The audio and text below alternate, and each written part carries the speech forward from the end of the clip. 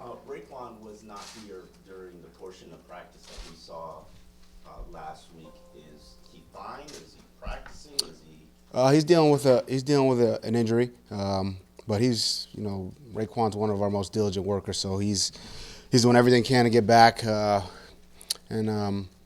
we expect to see him back fairly soon. Are you able to share what kind of injury he has or when you suffered it? Well, that injury report comes out in September, so when that comes out, you'll get it then. Do you anticipate, aside from anyone that didn't practice last week, not practicing this week, that we'll see out there? You mean the injury report? Well, I mean, we'll see them out there. I mean, if they're out there now, we'll take a roll. I was just curious if there's anyone that you could share. Well, Raekwon won't be out there.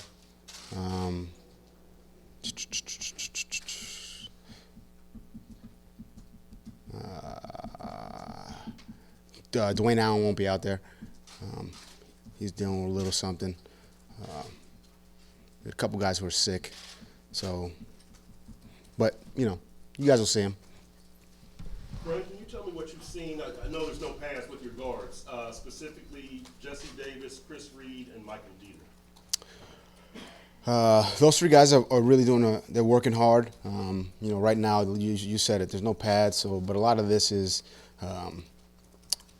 technique from a basic, shoulders over knees, knees over toes, good base, as far as our communication with our protections, can't do a lot in the run game. But those guys are working on those specific things. A lot of the things on the offensive line is about, getting those five guys and creating a cohesive group there. So, between, our center guards, tackles, and the mixture of guys who are working together, I think kind of building that camaraderie is definitely a big part of this phase. And among the guards, can you tell me how active or how much they'll be pulling? I mean, just in general, average, less than average, more than average? Is there any gauge? Anything? Nothing? We're gonna, we may pull, we may not pull. We may trap, we may not trap. We'll see. What kind of athletes are you looking for at that position? I mean, do you want the big physical guys that can drive, block, or do you want the athletes that can turn the corner? I think you want guys who can do both, in a perfect world. But look, everybody's got a different skill set. Some guys are bigger, more aggressive, more physical. Some guys are a little bit more nimble and can, get out to the perimeter. It just depends on, the specific player. And then, I think, as coaches, we gotta do what they do best and try to fit their skill set with what we're doing offensively or defensively or in the kicking game. Brian, Did you guys see Nate Orchard? We saw an athletic player, someone who's got some size, got some length, got some athletic ability. I thought he did fairly decent in the workout, and we felt like he would help our team. Do you envision him being a linebacker, or do you envision him being a defensive end? That's a curious question, Omar. Linebacker, defensive end. I think we'll try to put him in positions to help our team. That may be some linebacker, that may be some DN. If we, if we feel like he can cover, he'll cover. If he can throw the football, and then maybe we'll do something there too. With their ball, your Brazilian defensive tackle, how is he getting acclimated to the routine of the NFL and these camps and, watching film, correcting mistakes, all that kind of stuff? He's working extremely hard. Obviously, this is very different than football. He's obviously how we played in Brazil, and this is a young man who works extremely hard.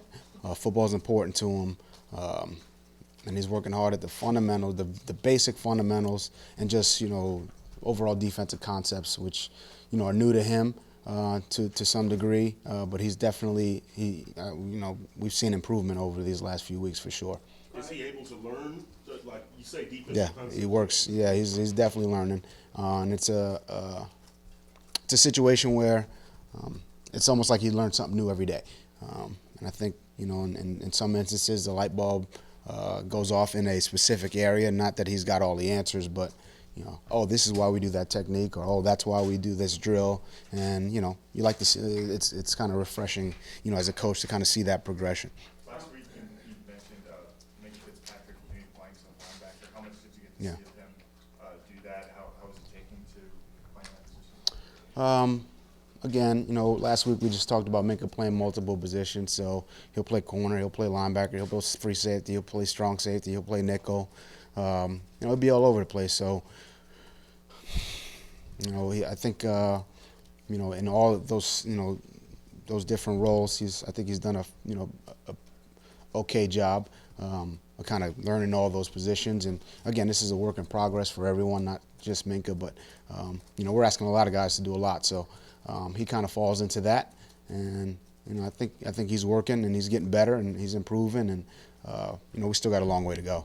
Brian, I think we asked you about Kenyon in Phoenix, and now you've seen him in practice. You didn't have an opportunity, I don't think, at that point. What have you seen from him? Is he bigger than you thought? Maybe faster than you thought? What have you evaluated from him? Kenyon is, obviously a good player. I think he's obviously athletic, good hands, fast, elusive. He's a good player. Working with him has been good. He's got a lot of skill. So and he's working hard and he's doing a lot of the things we're asking him to do. So again, still a work in progress, still very early. But I'm happy with where he's at right now. But there's still a long way to go. The group of running backs you have, is that kind of what you had envisioned when you're building a roster? It seems like you have power, you have speed, you have guys in the middle of everything. I like our backs. I do. But again, it's so early.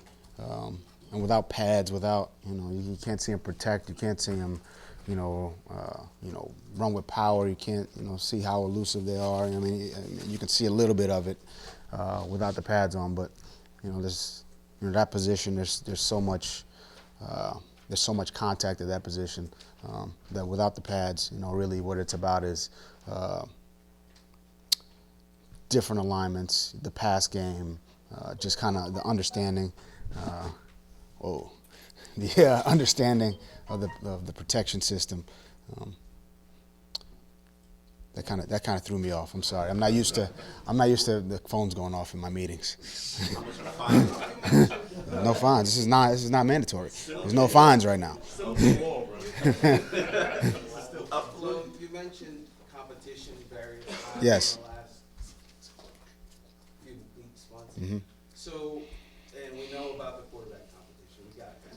So, what are other places where there's competition that interests you? Every position. Left tackle?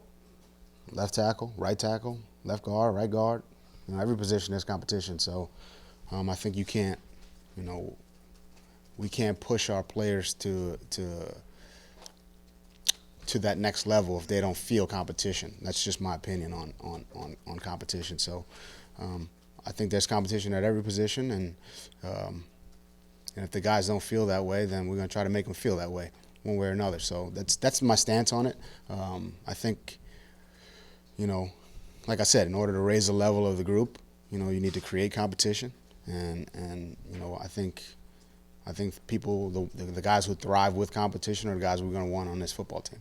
Brian, do you pay attention to some of these less than favorable predictions that are out there, and if so, do you just turn it into locker room fodder? My focus is on today. I'm not really worried about anything that's going on outside of our building. So my focus is on today. It's on improving today. It's on helping these players succeed and get better and try to make some type of impact on these guys. So I don't really listen to the rest of it, to be honest. Is there a type of skill set that you're looking for from a slot receiver? With Danny Amendola gone, that position is kind of open. Most people are assuming that Albert Wilson will eventually evolve into that position. How do you determine who plays that spot, considering how important it has been to the offense you're coming from? Well, I think there's, obviously being a defensive coach, I've seen a lot of different slot receivers. So really, you want to put your best 3, 4, 5 guys out on the field, and really fit what we do to those particular players. So if you got small guys who are shifty and get open in short areas, that's what you do. If you got a taller guy who gets open with physicality and maybe a little bit deeper down the field, that's what you do. So I think we've got good competition at the receiver position, and we will.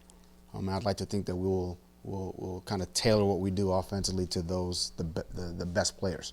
Brian, what have you seen out of Baker this summer, and how does his side-to-side quickness fit into some of the things you like to do with your linebackers? I think Bake's really working hard. He's kind of he's taken a little bit of a leadership role. I think he's taken a step in that direction. He's obviously smart. He's very athletic, and again, his lateral quickness, as you mentioned, is good for the linebacker position. I think the challenge for him will be putting it together, everything together, and really the challenge for all of our players is consistency. So that's the thing we harp on a day-to-day basis. It's not just with Bake, but with everyone. And I think he's trying to do that, and we're going to keep coaching him to try to be as consistent a player as possible. We've seen a couple of times this morning when you kind of get a smile on your face with questions that we kind of sense or you're not going to answer. How do you I think I've answered them all. Come on, Hal, I've answered them all. How do you judge how much to divulge, how much not to divulge? Have there been times in your past where you picked up stuff that other coaches may have let slip out from news conference? How much to divulge in this type of setting? That's what you're okay. Well, to me, this is obviously open forum, and I like to, as much as possible, keep things in house, and not give up as much not give out a lot of information because other teams are watching. And if I tell them if we're pulling, we're going to pull all the guards, or we're going to play Mink at corner, or we're going to play. I think I try not to give out. I don't want to put our team at a disadvantage. So maybe the smile gives it away. Maybe I need a little bit more of a poker face. Brian, along those lines, since Hal opened the door, I didn't know if I was going to ask about this today. It's on my list, but Along those lines. You got the time? You got the time? If video got out of what you guys are doing today, could it help an opponent? Like, for instance, let me put it another way. If you saw Jets or Bills video from what they're doing today, could it help you win in September? Probably not. Probably not. There's just, at this time of year, it's really more fundamentals, more technique, more, your basic install. So, unlikely. But, obviously, sometimes that stuff gets out, and, I just try to be, I'm conscious of our team, and I don't want to put us ever put our team at a disadvantage. So when fans are able to videotape stuff during training camp, mm-hmm.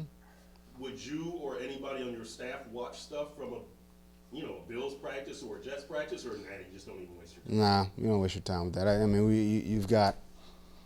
We've got plenty of other stuff going on, a lot of other film to watch rather than watching somebody's grainy iPhone, iPhone video of a practice play. So your stuff is out there, fans tape it, or? It's going to happen. I think that's part of, we want our fans, to come to practice, when the time comes for that, and to enjoy that experience. So, I realize that they're going to, film some of it or video some of it to have a memory. That's like that for every team in the league. So. I want to ask you about TNT. Last question, guys. Takes no talent. What is the mindset behind that whole approach and the players going to touch the wall when I guess they make a mistake in practice? It takes no talent. That's something I learned in high school. Something that my high school coach harped on, for us, and it was it was something, you know, that was, you know, basically a mantra in our building, you know, in high school. So there's a lot of things that you can do, and I think there's a space in this game or really a space in everything to do the things well that really don't take no talent. So getting yourself in condition. And I tell my players this: I can go out there and get in condition if I just go out there and run every day. You know, I'm not going to do that. You know, not like they do, but I could do that. Any of us in here could do that. And that really takes no talent. It just takes hard work, effort. You could too, Mondo. You could get out there and run every day, and I mean, you'll get in good shape. That's just what it is. But you know, that's kind of the mindset behind it. And there's some things that you can take care of that, you know, everybody talks about. You know, this guy's that talented, this guy's talented, that person's talented. You know, the talent on the team, and a lot of things in this game come down to, you know, focus, execution. You know, not making a dumb, you know, a bad penalty. And really, that's not a talent issue. It's a focus issue. It's a mindset issue. And we just try to, you know, I try to, and us as a staff, we try to make an emphasis of those specific things, the things that take no talent. I think those are the details that help you win games. So.